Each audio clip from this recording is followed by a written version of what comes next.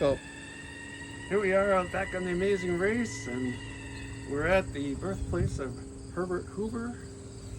It's a little 2-room cottage, and it's very humble beginnings. Oh, let's do a little quick walkthrough.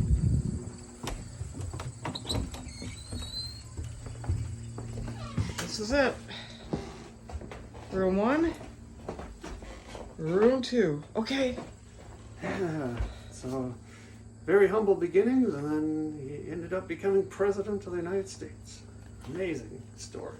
And in his will, In his will. off in the distance, what do you see? See flag and then 2 gravestones of Herbert Hoover and his wife. And then now, next we have a detour.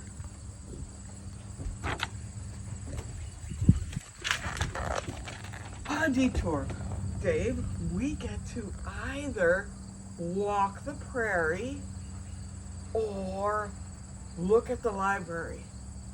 What do you want to do? Prairie.